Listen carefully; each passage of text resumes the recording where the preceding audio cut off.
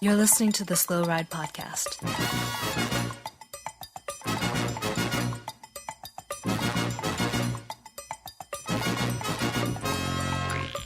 Fights, advice, and rumors straight from the source.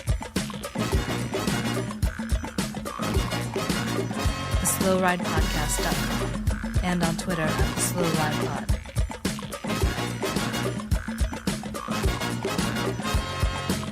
Enjoy the ride.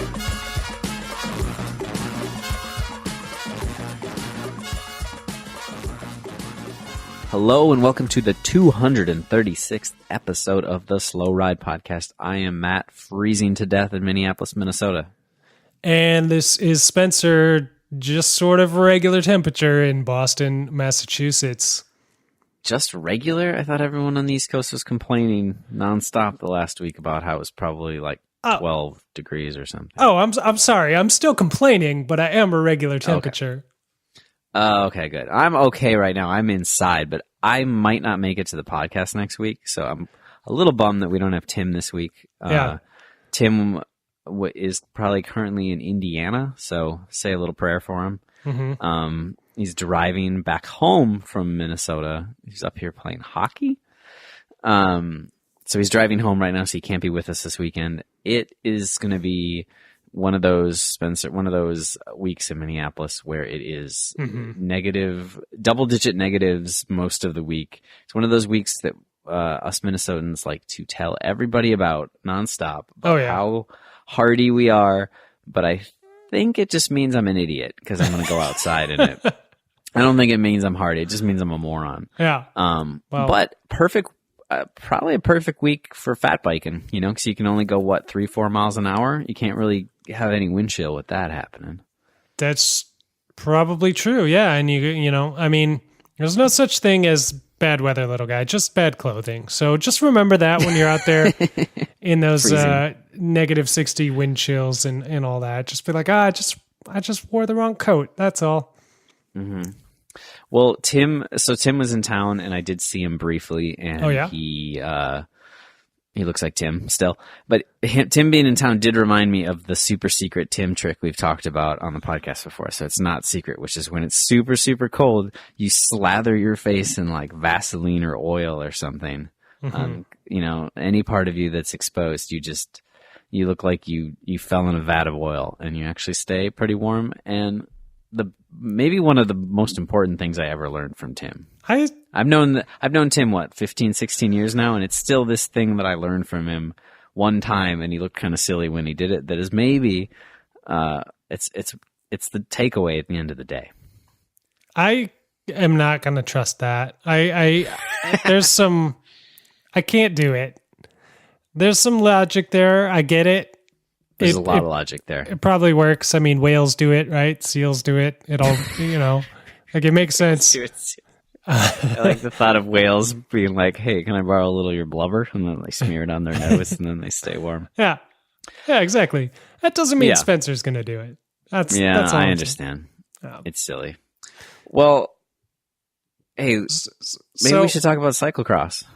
Yeah, we got some big news. Obviously, cyclocross is coming up. Probably the biggest sporting event in the world on the next weekend, by far, I would say. Super Bowl. Wait, what are you talking about? Okay. Yeah. But I was thinking about it, and I don't really know anything about cyclocross when it comes down to it. Do you know anything about cyclocross? I know 3% more than you, so that's not very much. That's not good. That's not a good rate. So together we know about 5% of cyclocross. So we decided with our cyclocross expert, Tim, not here, we should find a replacement. So we went out, got on the old bat phone and called up our Wide Angle Podium partner show, Cyclocross Radio, and we got Bill Schieken on the horn to talk to us about cyclocross and what to expect next week. It was a good plan. Let's do it. Let's talk to Bill. Hey guys, how's it going? Pretty good. Pretty good. Or should I say this is Bill in Washington, D.C.? Yeah, you should. Yeah, that'd be good. So Tim's not here. He's usually our go-to cyclocross expert. Sure. Is that true? We've really taken a hit to our credibility a week before Worlds without Tim here. Me and little guy, we're going to try to stumble through as best we could. But we figured we could maybe try to up the game a little bit and get you on the show to preview Worlds and kind of recap Hoogerheide and what we could maybe expect, and also get some world-class opinions on some things our Slow Ride listeners need to know about. Yeah, well, I don't think that I can do anything to replace Tim and his deep insight into cyclocross, but I will.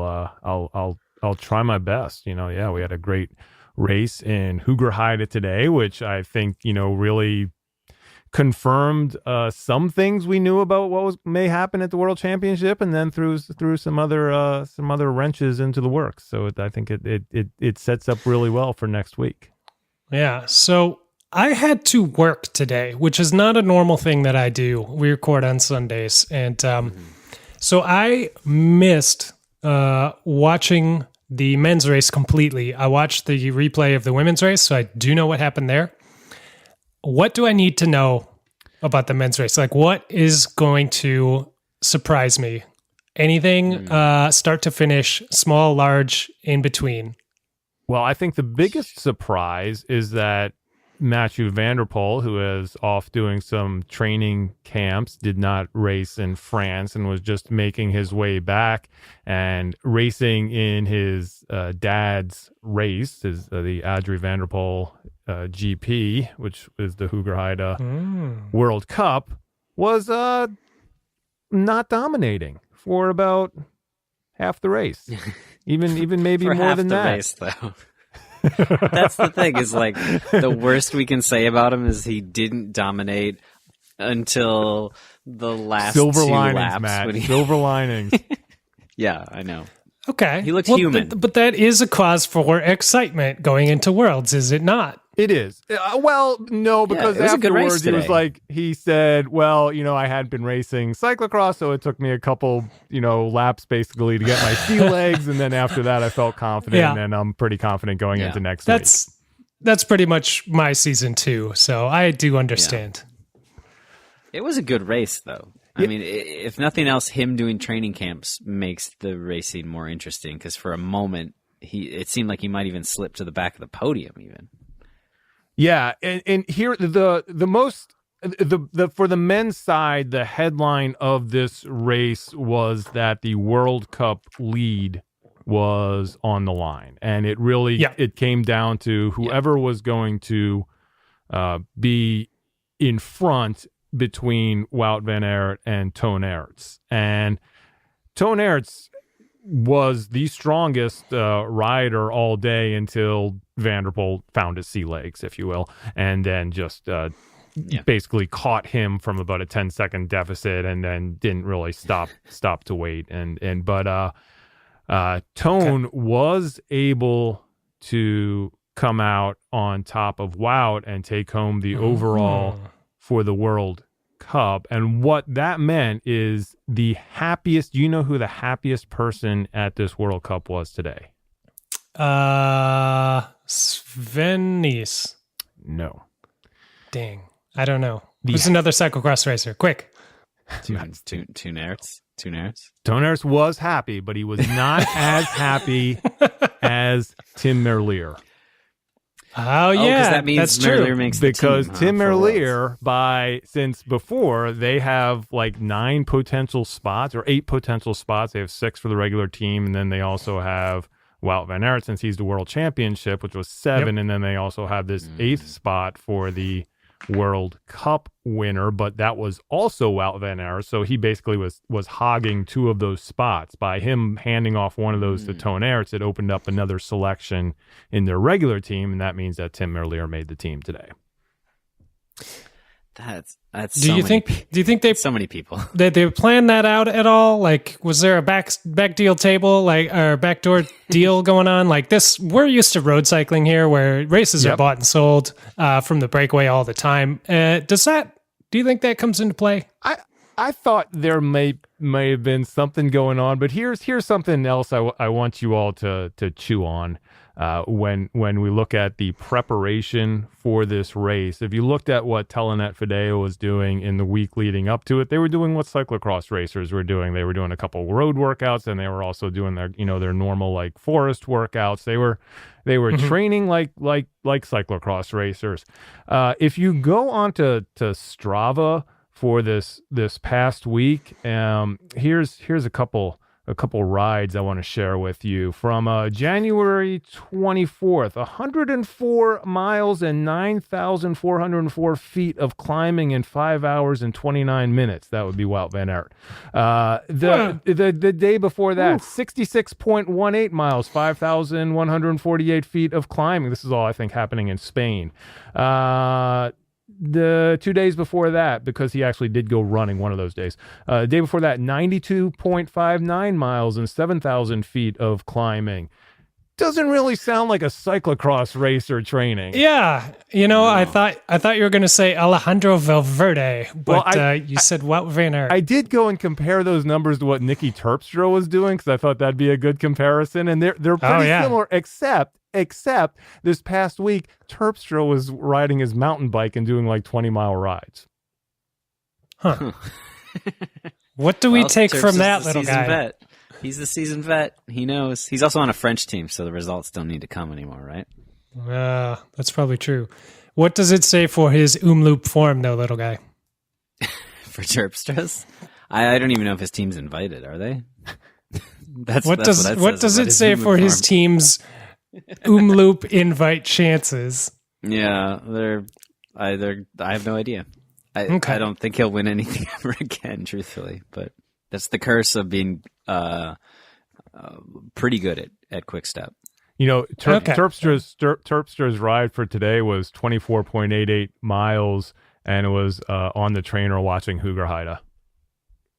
Oh, interesting. Really Interesting. So we've gotten to this weird place with cyclocross where we've now come full circle, where everybody likes to say the sport started as a winter off-season kind of training thing because it was too cold to train in Northern Europe, so they did weird cyclocross races to stay warm and do those harder efforts, and then it kind of became specialized, and you saw this whole crop of cyclocross racers because the roadies got way too soft and fragile to do this training, and now we've come back around to where we are launching pro careers out of cyclocross, like Stibar and soon to be Wout and probably Van der Poel and who knows who else. Are we going to see more roadies? Another notable one actually from today would be Lucinda Brand coming from the roadside and using cyclocross as this platform to springboard into the spring classics. Is this going to become more regular? Yes. On the men's side, I don't know. It'll be interesting to see. I think you're definitely going to get maybe, who knows? Is like the Team EF, everybody going to race everything now thing going to move over to cyclocross as well in a serious way?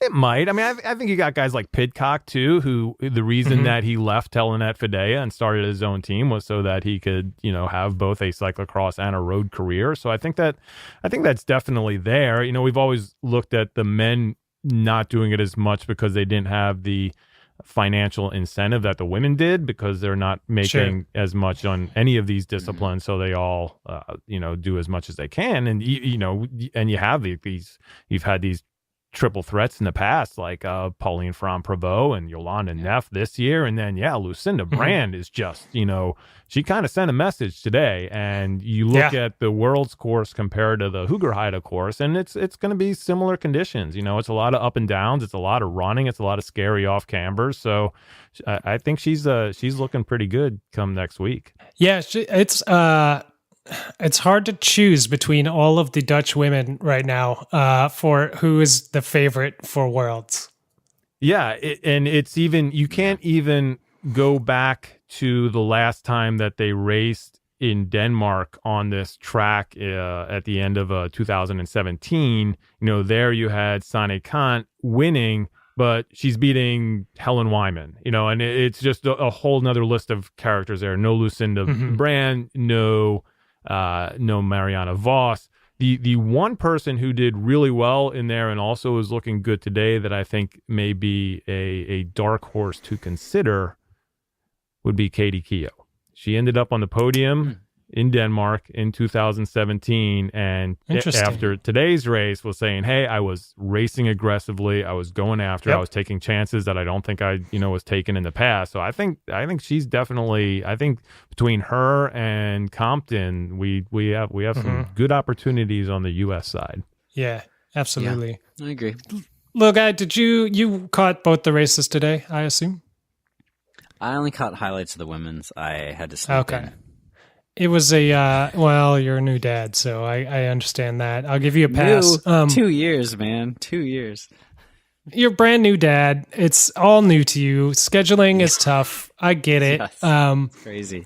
Little Tom Boonen he's gotta train, early, so or late maybe. So you have to sleep in where you can. It's kind of all anyway. Yeah, like I said, I caught the replay of this race. It was a pretty good women's race.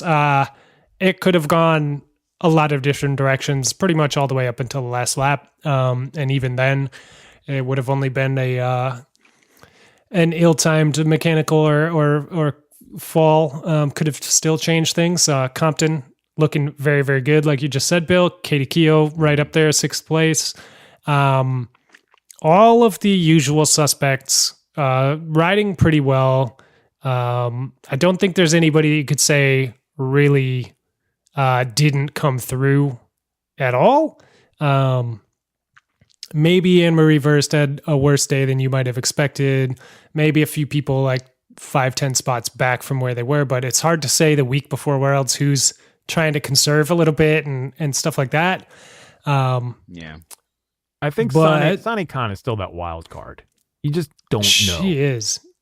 And so this is kind of what I'm driving at, I guess, is that you can never count Sanne Kant out of Worlds ever, and you can never count Katie Compton out from Worlds ever. Like, even if she's been finishing 12th and 13th all year, like, she knows how to put it together for Worlds.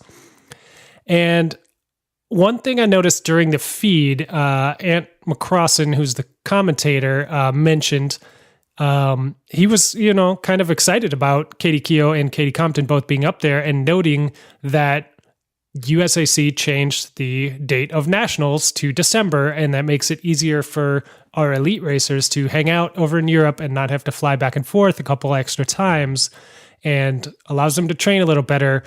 Do you think that played a big part in today and will play a big part in Worlds, or is that just kind of a nice story, but they're gonna have it together regardless? Well, I think for Compton, having spent so much time in Europe, it's not as, I don't think nationals really was a factor. I think the biggest factor for Compton is the weather. That it's now cold and it's frozen and her allergies are not bothering her. And I think that is like her biggest Achilles heel right now, is anytime those allergies start acting up, she goes from having a great race to falling back. So, if we get up in Denmark and it's snowing and it's a heavy race, I think that puts her right at the top of the favorites, along with Kant, who also loves those conditions, as opposed to, and I may be, this may be blasphemy, but I don't think Marianne Vos rides as well in really heavy conditions. And I think we saw a little bit of that today, although she just said she didn't have the legs. I think that if you looked like the Pontchâteau course, which was just fast and all out, that's where we're going to see her. You look at that Trek course, that's where we see her just like be able to take off. But when there's a little more mud, a little more on and off the bike, that's where I think the rest of the field is able to equalize her advantage. So, little guy, let's get into predictions. Worlds is right around the corner. We're going to do your predictions for the top spots in the men's and women's elite races. I'm not going to put you through the U23s because I'm guessing, like myself, we're not well enough versed to really. Can I say one thing? Just really cool point about the U23 women's race today. Did you all see the Pontchâteau World Cup, or at least the highlights of the crashes in the women's field? So that horrific crash where the woman who went basically over the top after running into the post and then had to give the forearm shiver to the medic who was like trying to take her off the course.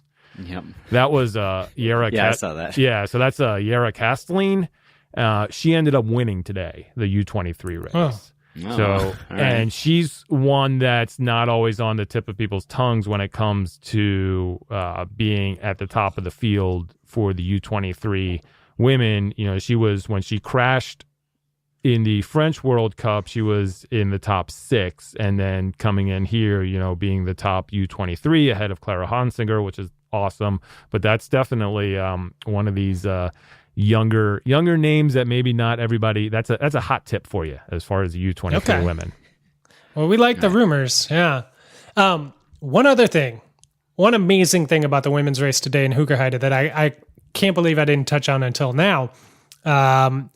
The sprint, the literal sprint in the women's race for 16th place by fan of the show, friend of the show, personal best friend of the show, Eva Lechner, was absolutely incredible.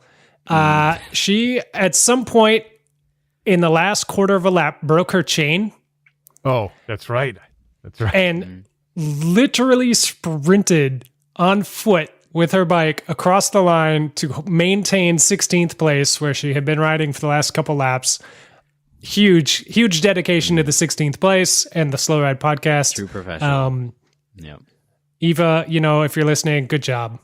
Yeah, true professional. Not to take away from that, but on the men's side, did you see the sprint for 9th place? No. Who got 9th? Holy cow. Francis Moret. Oh, looking like he did 10 years ago. You're right. In the drops, all out, just like it's a freaking Giro stage, just crushing it and pulling away from Tom Mason and Dieter Van Toornout and Tim Merlier, who are probably all like, what are we doing here? And just crushed, just showed them clean pair of wheels going away and taking that 9th place for the old man. Do you know where Moray started? Because I feel like the whole race, he was in the 20s for a while, wasn't he? Like he must have had a pretty far back start. He was wearing bib 30. Okay. So you figure he was like 4th, 5th row. Yeah. So he made up a lot of ground. Yeah. So it can be done. I mean, there's your dark horse for a top 5 at Worlds. He's another one. You never know. He always comes out of the woodwork for Worlds. Well, once or twice a year he has a good ride, and then he disappears again. Yeah. That when I saw him come across the line, that was the time I turned to the rest of the family and was like, "Hey, look, somebody older than me."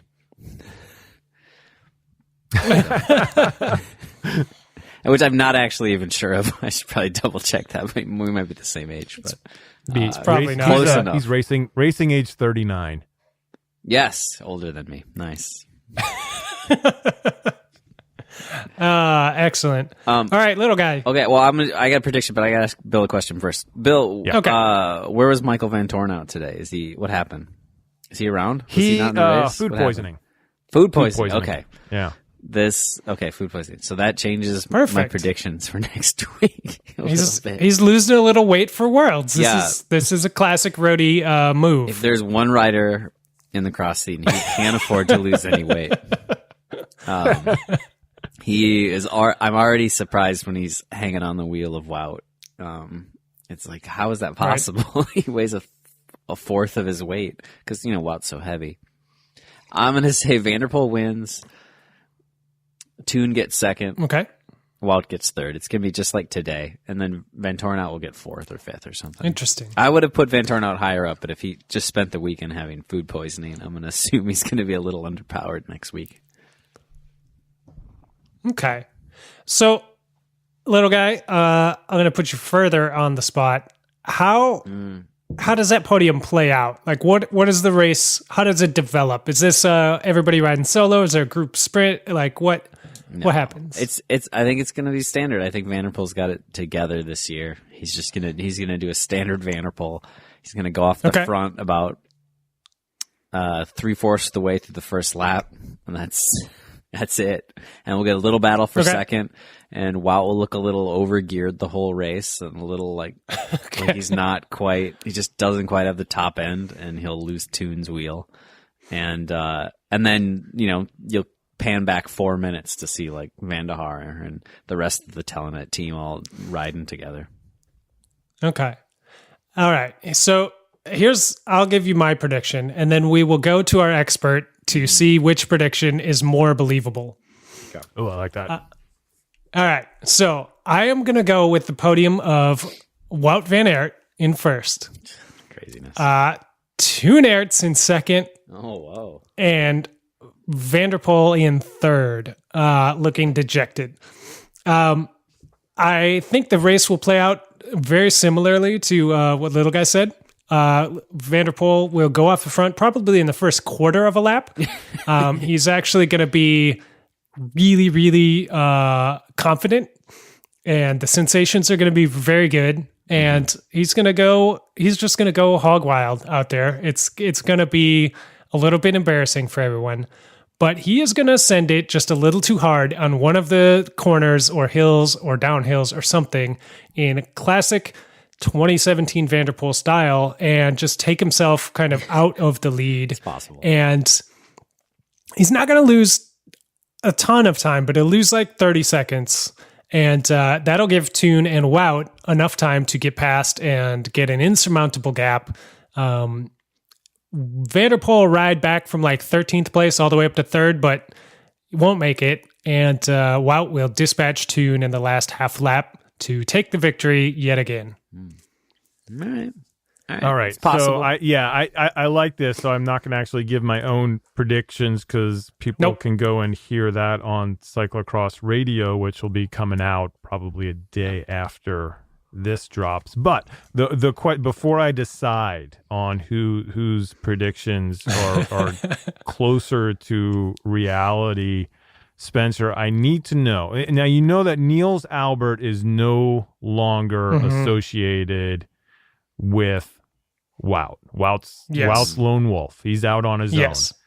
Mm-hmm. Is there we may have snow, so we could have cold, frozen conditions. Is there a green tire equivalent that comes out for this race? This could be No, I don't think Wout has the green tires. I think they were Nils's tires. I think they stay with Nils. They live in Nils's basement until needed. He has a climate-controlled humidor down there that he keeps all his tires in, I'm sure. I think what happens is Audrey van der Poel, with the psychological blow, comes out with some green tires and gives them to Van der Poel to strike fear into Wout. But it all goes awry, as I explained earlier. And that's how green tires will come into play. All right. Interesting. It's possible. I think he could still get him from Albert. I mean, Albert probably needs the cash. Man, I like this. I like this theory a lot. I am almost convinced that this is that you may have something here, and you can never vote against Wout when it comes to rainbow stripes. But I think I got to lean towards little guy on this one. I think that Van der Poel is gonna take this win, and then he's gonna follow up on his ask from Win Masters, and he's going to be racing downhill in a couple months. Interesting. Really? Okay. I was going to say he's going to win this, and then maybe a kind of quiet spring until he wins Amstel Gold. The thing with the downhill part is that he could still do like the full road training and then just sort of skip over for the downhill. It'll be good. It'll be good like off days for him.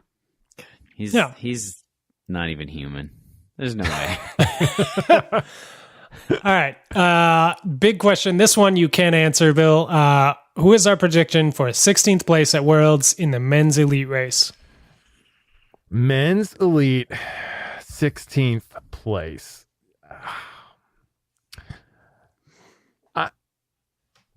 I'm going with, I always look at, I like the competition that I like is the competition between all of the lesser siblings. Yeah. That's kind of, the other Swicks, the other event turnouts, and so in that line, I David Vanderpool, 16th place, although I think he's probably going to be higher. Yeah. Oh, I'm going to say Boros. Nice. Ooh, interesting.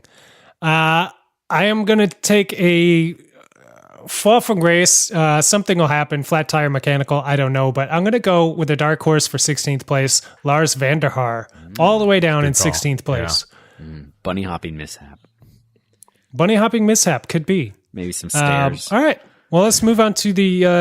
Can I say the one disappointing thing about having Worlds in Denmark for the men's elite is that Simon Andreasen is in South Africa training with the specialized team for mountain bike and not able to relive his glory of beating Ellie Iserbyt a few years ago and getting the junior world championship. So that's, you would think he'd come back for the home fans and race in Worlds.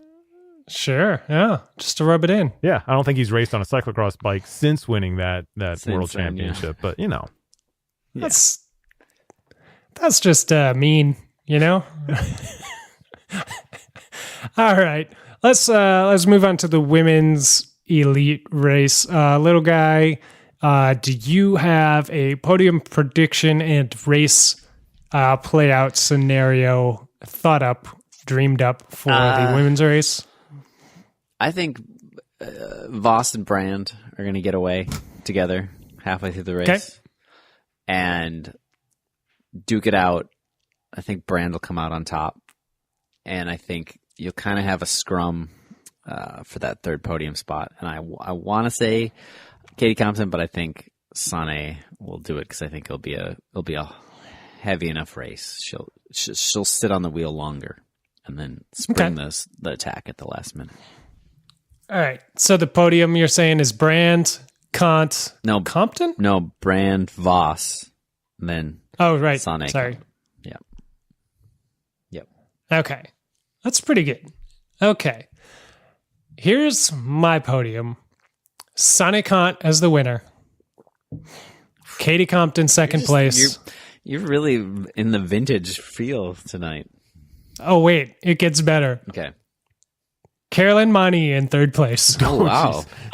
Wow. So what has her highest finish been this year? Like probably 16th maybe? I mean, not throwing anything probably. against her, but, all right. Well, as the only one of any of those women I've ever ridden with, she's certainly really strong. Yes. So. She is very strong. She is she's a bull in a china shop, and she can also put it together. All three of these women could put it together for Worlds. We've seen it before, and I predict we will see it again next week. Obviously, Katie Compton will have not a poor start, but not a great start, and be back in like 8th or 9th place in a group containing Caroline Mani. She will then bridge across diesel engine style, towing along Mani and maybe a couple others who will eventually get dropped off the pace. And Kant will, have been off the front dispatching everyone along the way. And that's how that's going to play out. All right. So basically replay of last year, except that Compton comes out on top. Or are you saying Sané wins? Sané is going to win. So, okay. So as much as I do want just Compton another year of almost, but not quite there. 2 years in a row for Compton. As much as my heart wants Katie to pull off the big one, it's hard to, looking at the body of work, it is hard to say that she will not finish second place. Well, hopefully by getting her some of the wide angle podium arrow pins, we can give her that advantage. We can give her that plus 8 advantage by one point per pin. I think that's going to be huge. Yeah. One thing that she's very well prepared for Worlds every year, but one thing she's never had are Wide Angle Podium Aero pins. So that will be my mission, and hopefully I'll be able to complete it. Perfect.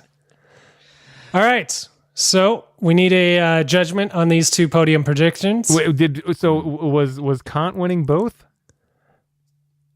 No, little guy had Brandt, Voss. Yeah, all right. Yep.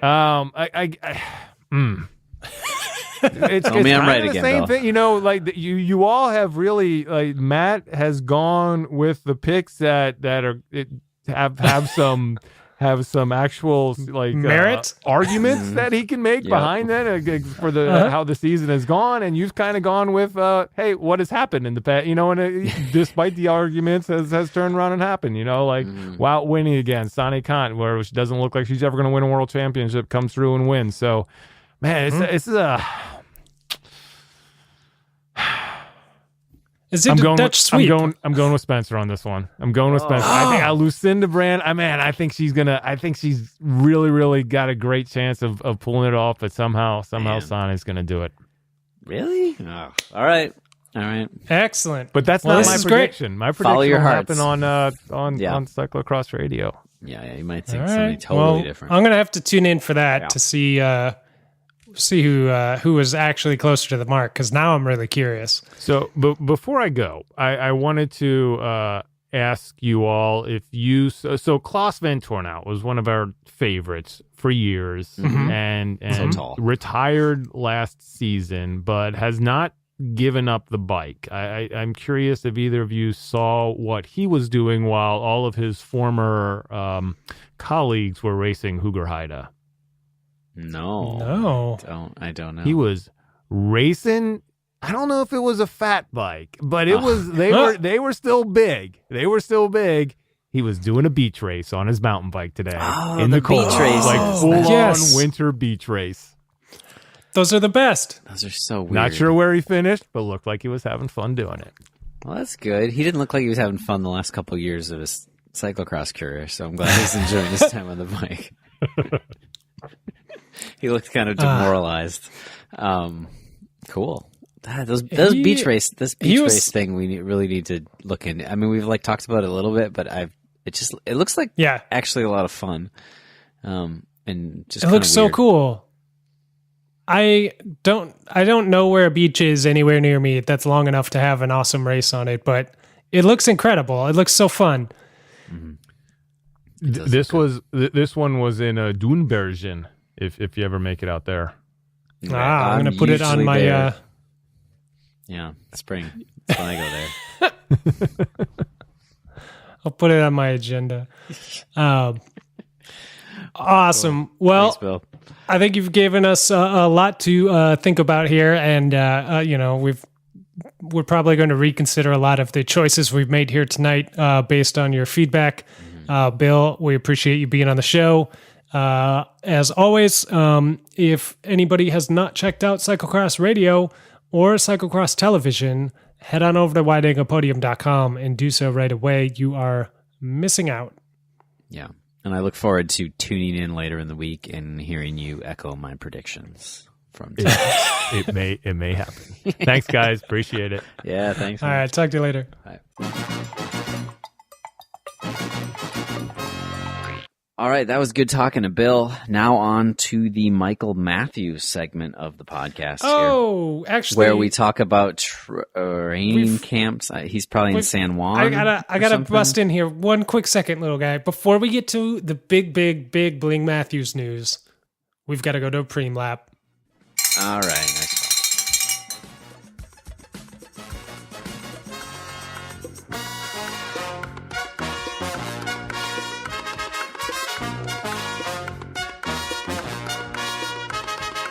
My name is Matthew Vanderpool, and I don't listen to the Slow Ride podcast.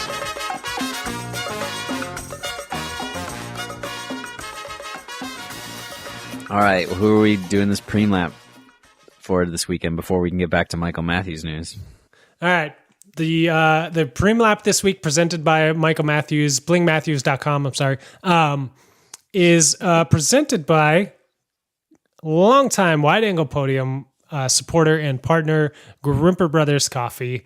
Grimpeurbrothers.com has been making delicious high-end coffee beans for years and years and years now. And from the very beginning, they have been supporting cycling all across the board, from supporting Helen Wyman to supporting Amanda Nauman to supporting all kinds of different teams and causes. And they also support the Wide Angle Podium Network. And we've got 2 different blends out there that you can pick up and brew up in the morning and enjoy while you listen to your podcast in the car on the way to work.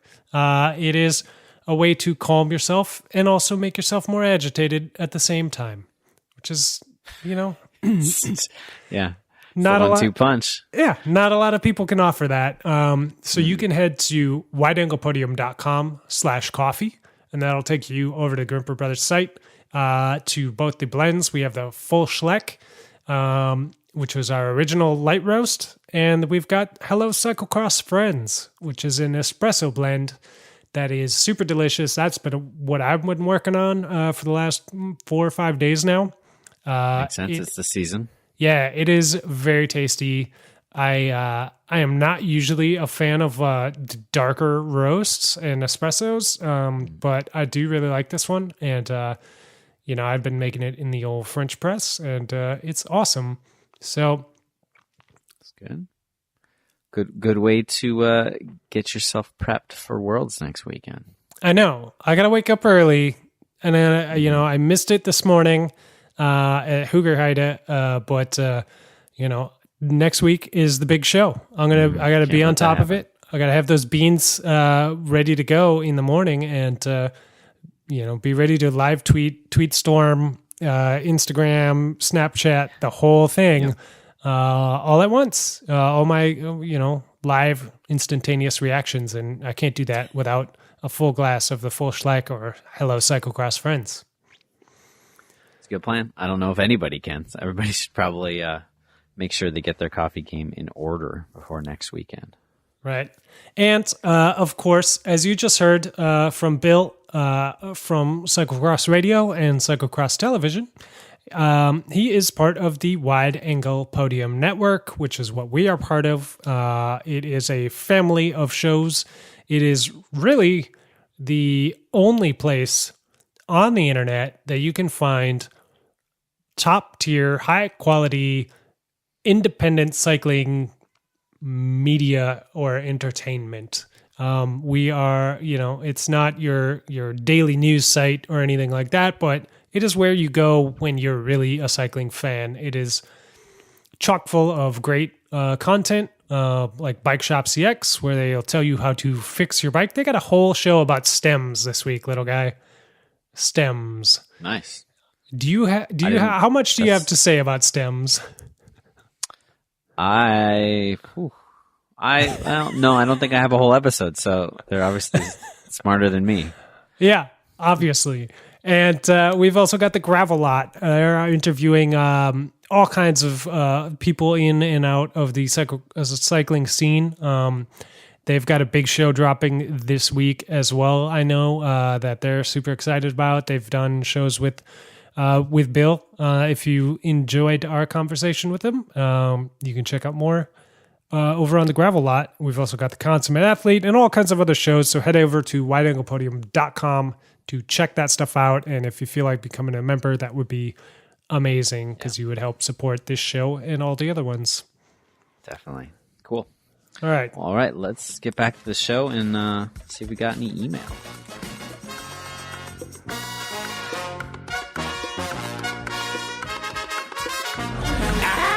What's going on? This is Jeremy Powers, and you're listening to the Slow Ride Podcast.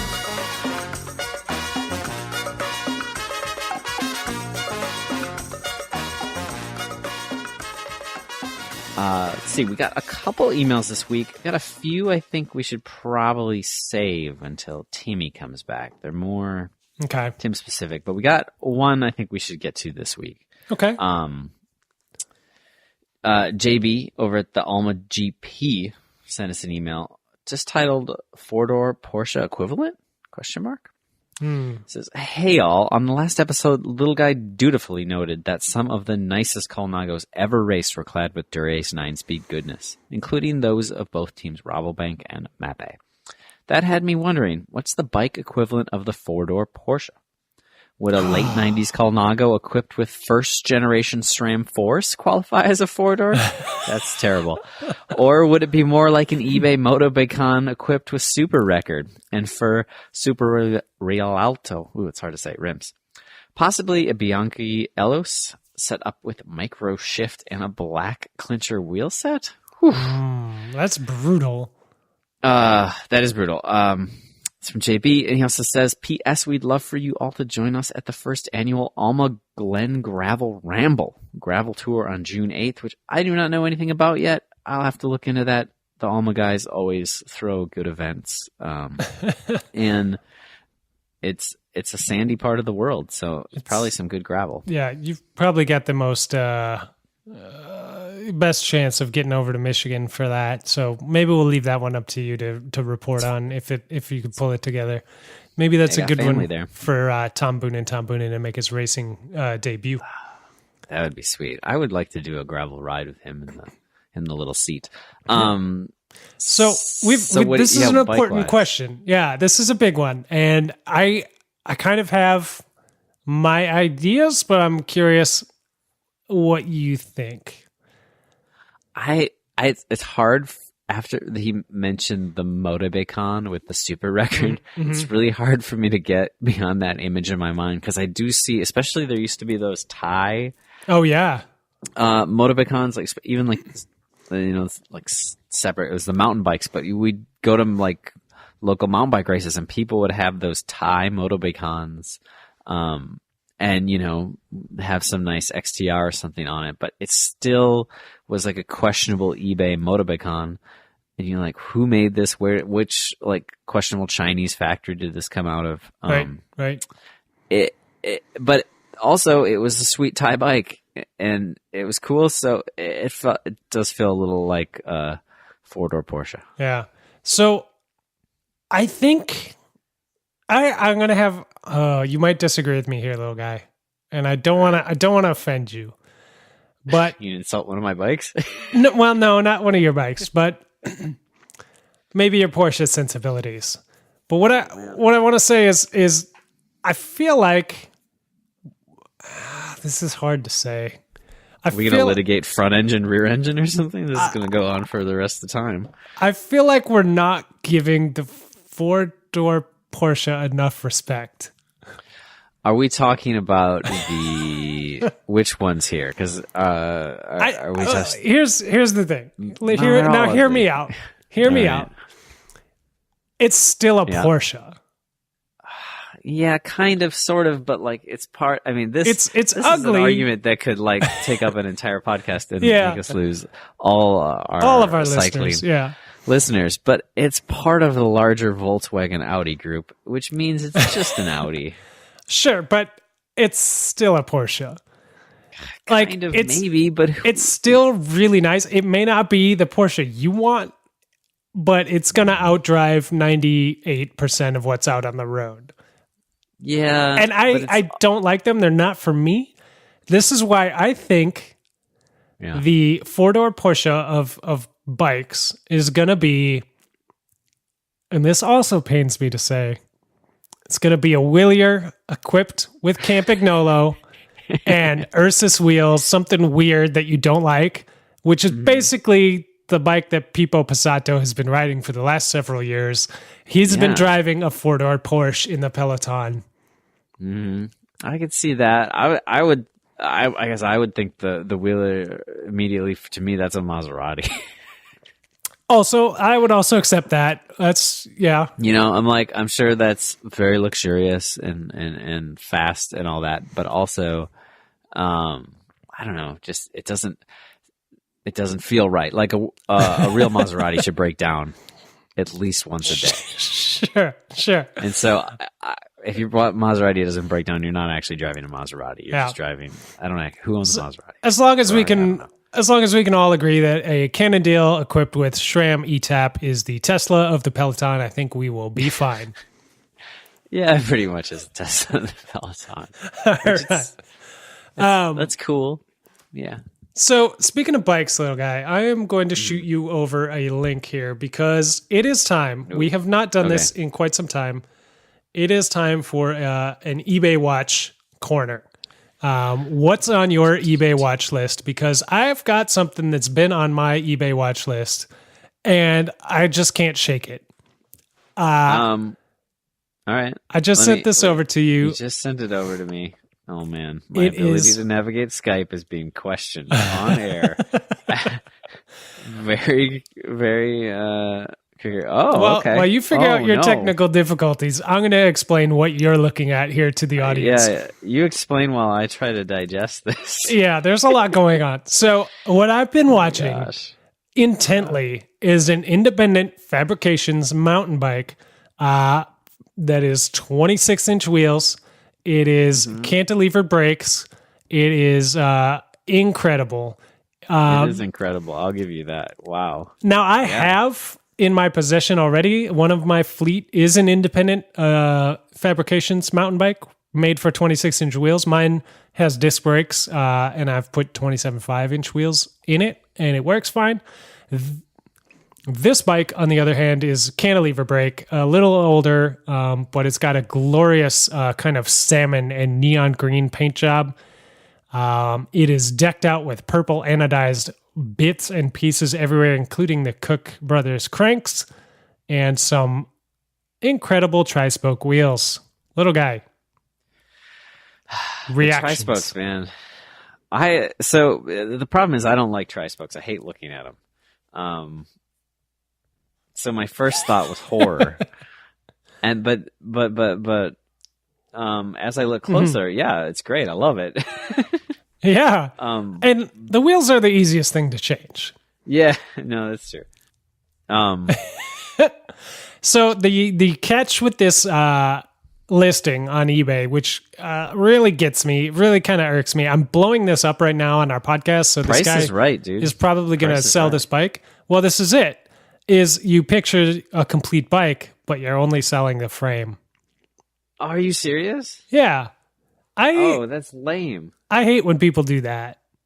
I hate that too. This frame is incredible, and this build is incredible, and it deserves to be preserved as such, I think. And I think it's a crime to show a complete bike when you're only selling the frame. So yeah, like you said, the Cook Brother cranks, Kuka water bottle that match. So purple cranks, purple water bottle. It's got the Odyssey Black Widow, I think, flat pedals on it, which are sick. Are those Machine Works canties on there? This is the trouble too, is because they're only selling frames, so they're not like telling you what all the other stuff is. Those canties are like I can't even fully identify them. It's got the cool peace sign cable hangers that are blue, like kind of a tealish blue, but you can't go wrong with teal and purple on a bike from the 90s. Even the nicest thing too is that not the nicest thing. I'm sorry, I should take that back. But a nice touch is that the lettering for independent fabrications is like high vis yellow. Yep. And then with a neon green background. Well, then it looks like the cable housing is like green to match. Yes. And then the little cable ends are purple anodized to match. So like they really, I mean, this is about as 90s of a build as you can get.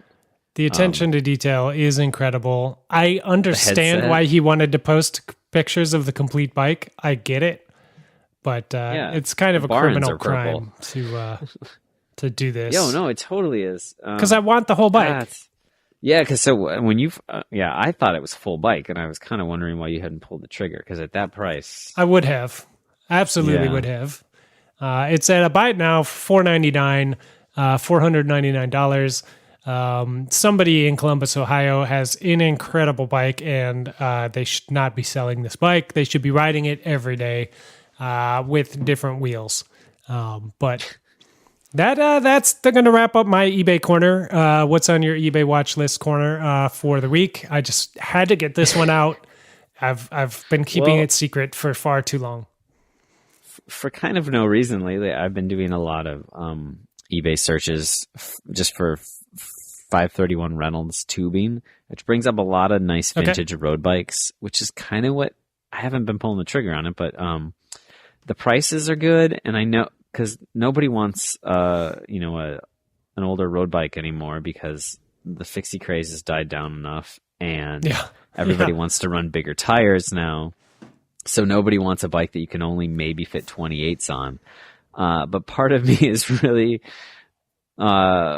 excited about the fact that all these nice older Reynolds frames are available at reasonable prices again. And like track bikes too. So I've been looking at just kind of a random assortment. Though now I'm looking at the guy who's selling this independent fabrications bike, and he's got some reupholstered seats from a Mark I Rabbit that are done in sort of an orange crush color. And it's kind of hideous and kind of really cool. Okay. Just like his bike. But no, wrap your head around that. He had a mountain bike that matched his seats. Oh. And he's obviously deciding to go a different way in life. He was probably the coolest guy with all the coolest stuff in 1996. I mean, he's also selling a neon pink GT Performer frame, but it's a newer one. It's like a reissue. It's not. That's probably what he bought for his kid, and that's why he's got to sell all these bikes and stuff, because he's probably got a second one on the way. What a bummer. Yeah. What a bummer. But yeah, I've been looking at vintage road bikes, and it's kind of a silly thing because really, do I need another road bike? No. Do I ride my road bike that I have? No. Do I ride my other road bike that I have? Not that much. Do I need a third road bike? No, because I have an extra road bike frame in my basement that's made out of 531 Reynolds. So what am I doing? Yeah. But that's what eBay's for, right? It's for it's true. Silly dreams. And especially when things start coming down in price like this. It's like, well, here's the thing is the classic rule, right? The N+1 bike equation that you should always be adding a new bike to the stable no matter what. Yeah. Well, I added 2 bikes last year. 2018 was a lot of bikes for me because it had been a long time since I'd added anything. So I added the full suspension mountain bike. Oh, yeah. The Orbea. And then I added my weird Schwamigan bike, which was kind of not really adding a bike because I had 85% of it already in my basement. You but just Frankensteined it. You brought it to life. But it ended up being a bike I really like, and I thought I would just maybe like throw it away at the end. But little guy, I like it. When you think about it, Frankenstein wasn't the monster. He was the doctor. It's true. It's true. Yeah, think about it. It's true. I should have called you on that. I should know let that go first. Yep. So while most people, yourself included, are N+1ing out there, I've been N-1ing, little guy, and I don't know. I don't know how I feel about it. I'm a little torn. I'm a little still heartbroken. This is a recent separation. Yeah. I haven't told you yet. You haven't told me. What did you get rid of? You had. But I sold my Ritchie Swiss Cross. Oh, okay. You've kind of slightly had that on the market for a while. Yeah, it's gone. It left my life. Really? So maybe I won't ask you how much, but not enough. So this frame had some slight structural damage. It had a pretty good dent in it from a fall that I had. Yeah. But otherwise in great shape. Okay. Really nice. Steel is real. That's why I could handle the blow to the tube.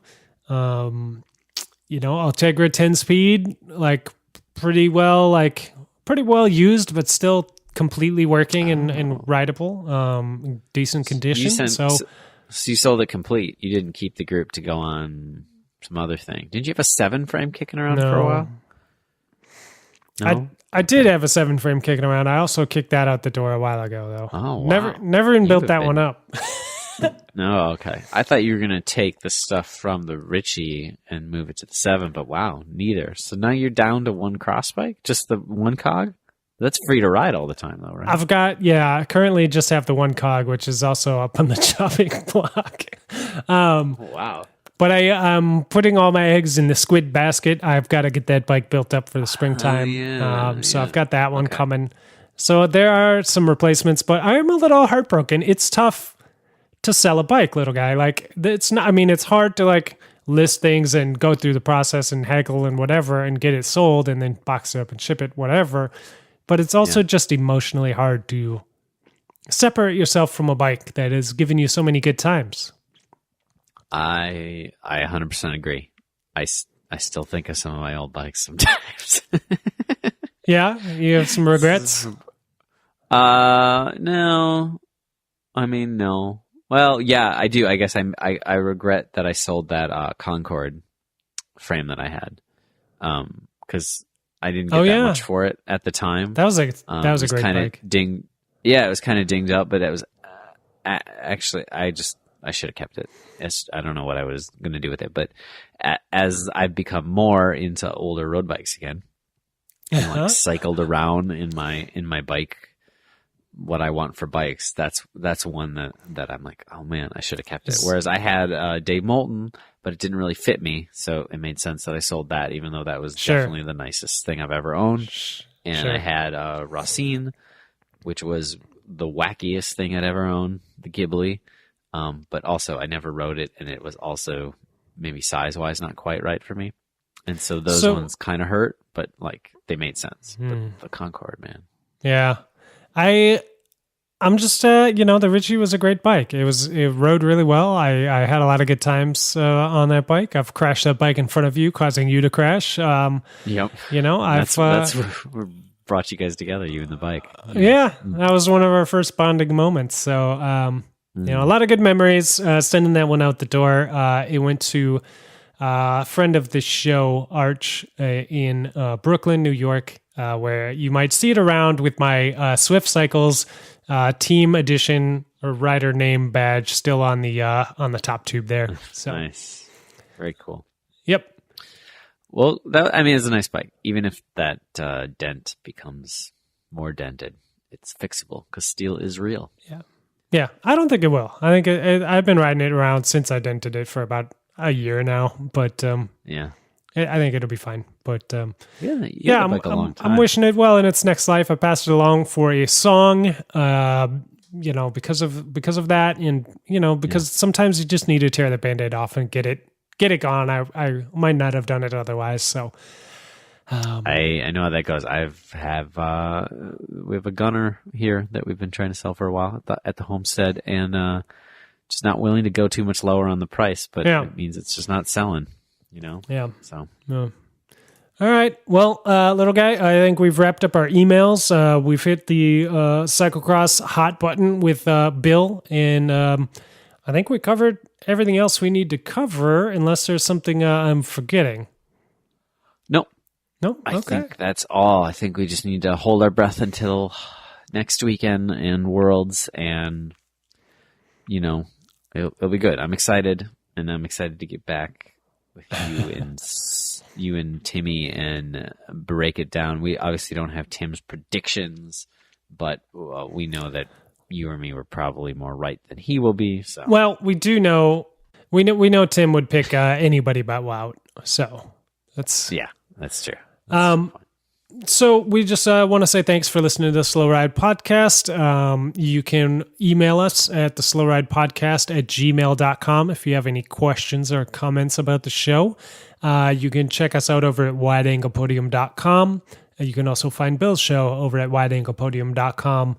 Our intro and outro music are from BK1 of Rhymesayers Entertainment, a track called Tema du Cannibal off the album Radio du Cannibal.